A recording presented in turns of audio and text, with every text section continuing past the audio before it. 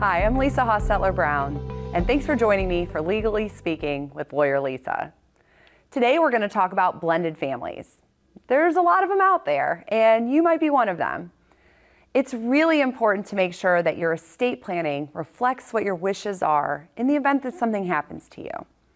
This can be a really challenging area because most people haven't really thought through what this looks like if you get sick or when you pass away. So keep in mind that the dynamic of your family may change drastically if you become sick or when you pass. And so building in certain safeguards or contingency planning within your estate planning documents is more important for you if you're part of a blended family. Just like if you are an older individual who's been remarried later in life, you may want to keep your assets separate. You might want your children to make decisions for you. Nothing against your new spouse, but you haven't been married to them maybe as long, and your children are older and able to make these decisions for you. They know your wishes.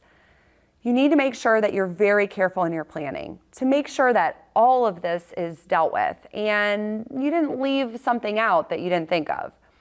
So going to an attorney and making sure that you are getting a comprehensive plan is really important. Now, back to my younger blended families. You may consider getting a trust. That's usually a great option for people that have children from a prior marriage or joint children together. It gives you options for how to set stuff up. Who will be the guardian for your children together if something happened to the two of you? If you've got children from a blended family, you might not travel with your ex-spouse all the time, maybe. And so they would take your children if something happened to you. But we still need to plan ahead and make sure that we have many options and agents for down the road planning. I really love it when people who are divorced are still talking to each other and they both want to come in and get their own planning done so it can be comprehensive and the plans work together. That's even great. Now, your estate planning is an important component of your plan for your children. We need to make sure that we have guardianship thought through. You may have some older children that you think would be great for this. We need to talk about that and see if it's really something that they could take on, or maybe there's another family member that would be appropriate for any young children that you might have. You might not want your ex-spouse to have access to any of the funds that you're leaving for your children. That's a common one. We can set up a trust for your kids and make sure that your ex is not going to touch any of the money. It's something people worry about. We can also build in things that will deal with what you think or know might be a problem down the road.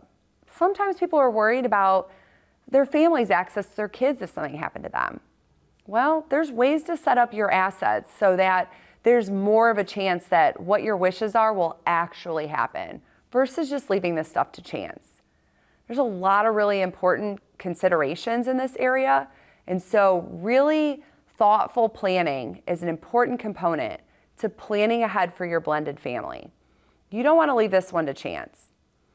And one last thing I'll tell you is that when you're setting up your trust, you may want to do a separate trust or separate estate plans that will ensure that your children will take, even if you're the first to pass away.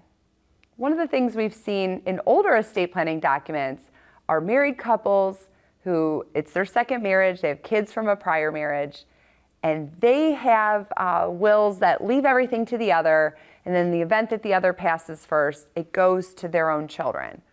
Well, as you can imagine, when one passes, everything goes to the spouse, and then under that spouse's estate planning documents, it all goes to their children, effectively cutting out all of the children from the first spouse to pass away. I am sure this is not what they actually intended to do. There are much better ways of dealing with this, but simple estate planning like this is not going to get you the result that you want. So make sure that you engage in thoughtful planning in this area. Thanks for joining me. I'm Lisa Hostetler-Brown, and this is Legally Speaking with Lawyer Lisa.